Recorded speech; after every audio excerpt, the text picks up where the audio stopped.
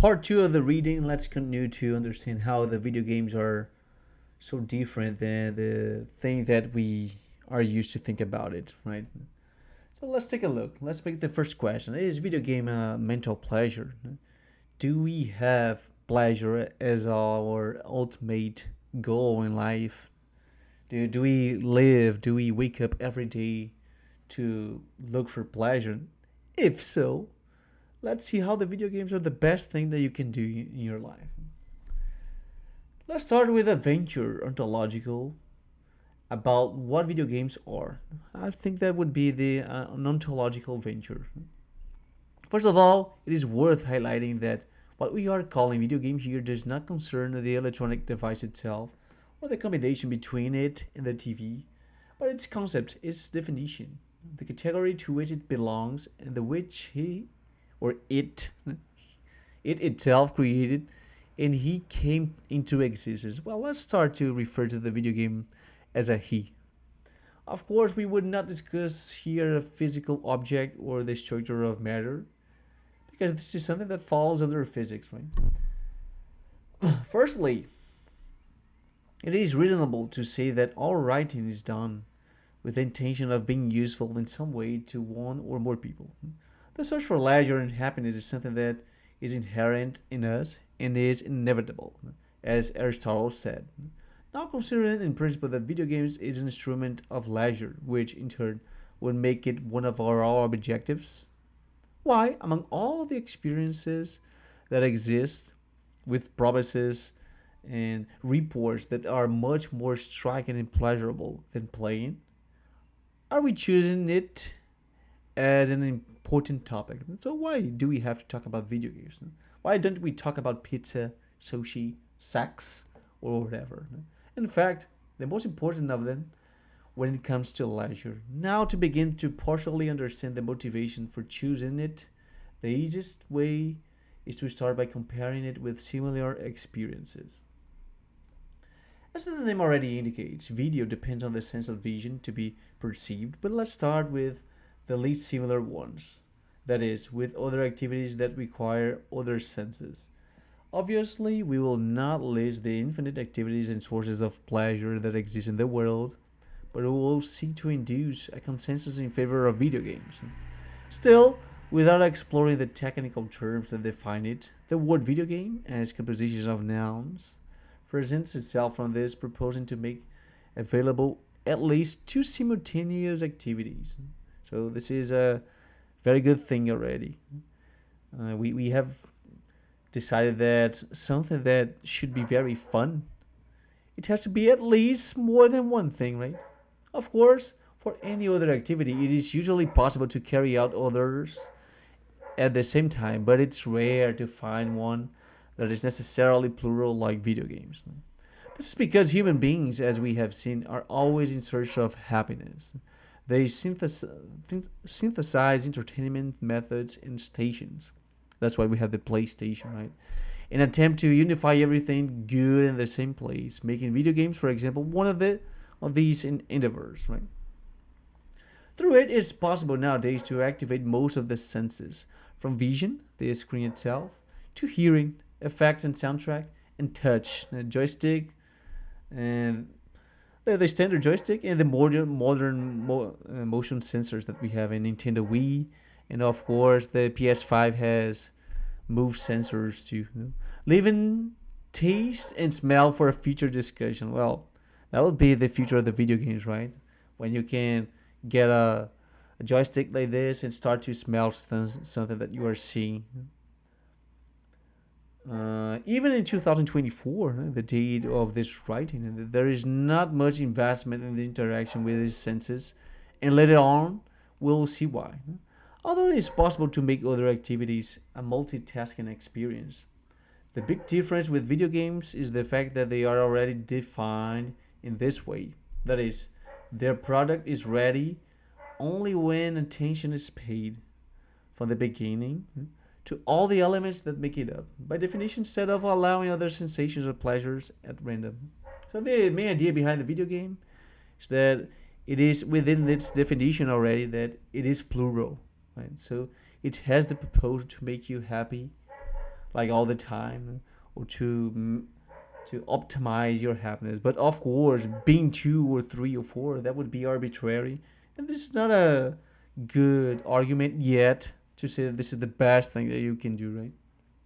For example, during a meal, in addition to the standard intention of wanting to delight in its taste or smell, it is possible that I begin to admire its appearance or play with it in some way. So in a meal, I can start to play with it, like we see people trying to make faces with the eggs or something, with sauces.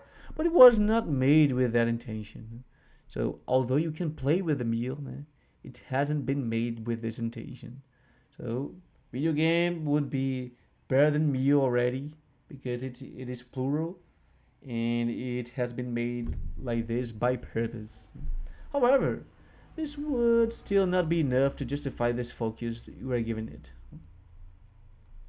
Its great, its great difference lies in what we define here as a direct conceptual interaction.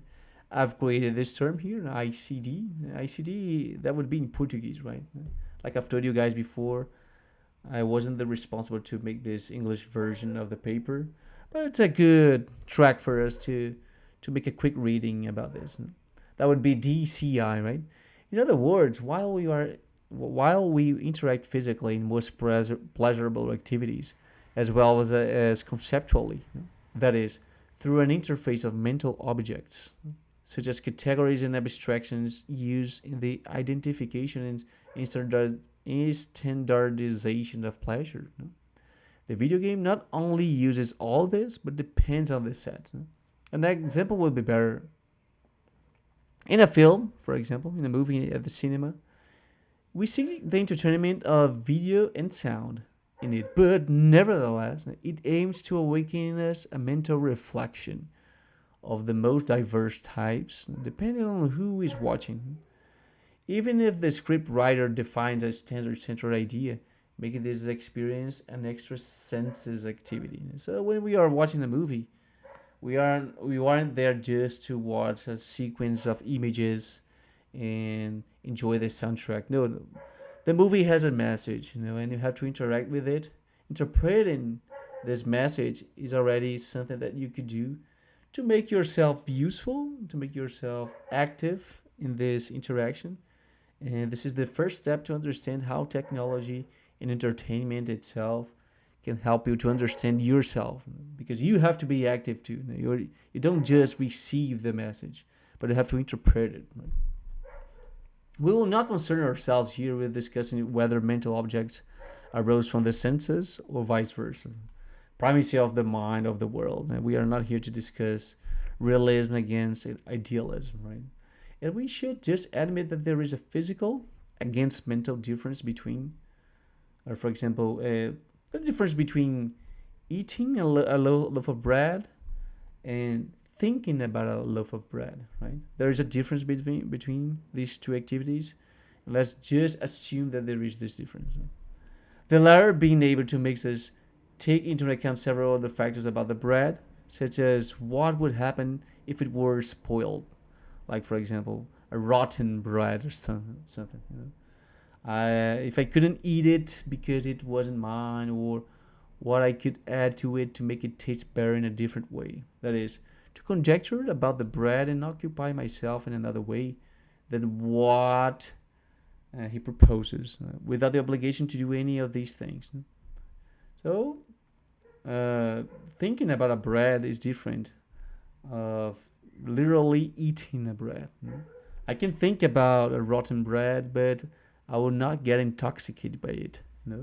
But don't try to eat rotten bread, right? In other words, in this situation in the film, in fact, it was already possible from it to reach a more human, more rational level of pleasure, allowing us to put aside the obvious sensations that have distracted our species since the beginning of time. The comic book, despite having static images, cannot be as invasive as the film. That is, does not uh, lead the viewer in a such a restricted way to absorb what is being presented abruptly without time to think. As in next sections of images, fast and uninterrupted images that we have in a video. So the comic book is supposed to be worse, right? Because you don't have the image, the animation. So you have to start to use your own mind to imagine the movements and how the characters interact with each other, how would be their voices, how someone would walk or something. So that would be kind of a expensive activity, you know. There are some people who like to do this, of course. We actually play video games because we like the problem. You know? We like to solve the problems, to be the heroes of some determined world, you know. But thinking too much about this thing, how would someone behave or walk? I don't think that this is so much interesting. And like, for example, I have this manga here, and I've realized that watching the Death Note anime was better than reading the manga. You know? Although people who are making the manga have more time and they can do better drawings within this book. You know? We know that in animation, never it's not so common to see so many good drawings. You know, in animation. Just reading a book leaves it more up to the viewer to create the scene in their head, which makes them not necessarily a less pleasurable or worse experience because it manifests itself in a such way due to its low budget.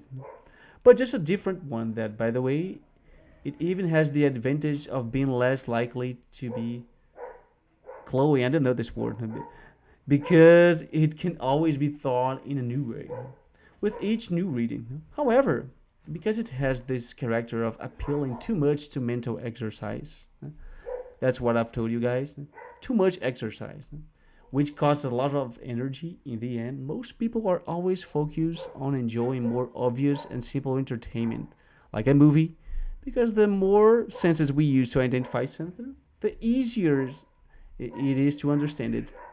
And the easier it is at first, more pleasure.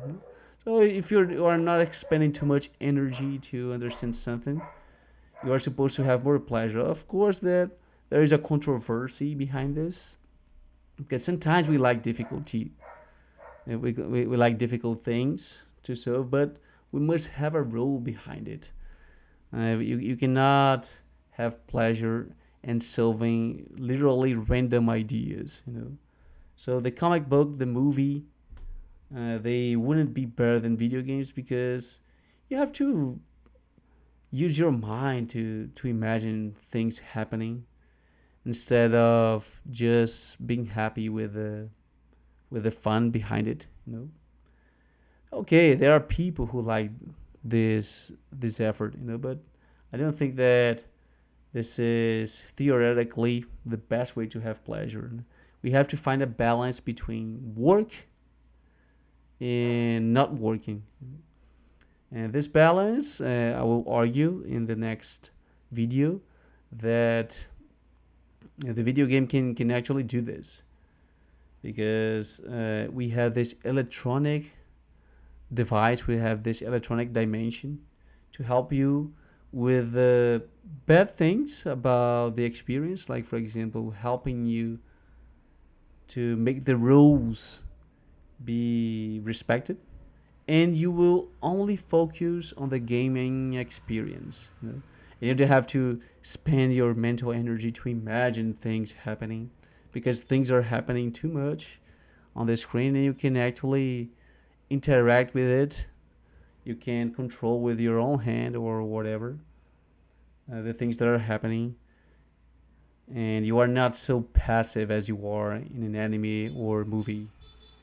So that's it. See you in the next video then. Don't forget to share and discuss with your friends the things that you have learned with this video. Bye bye.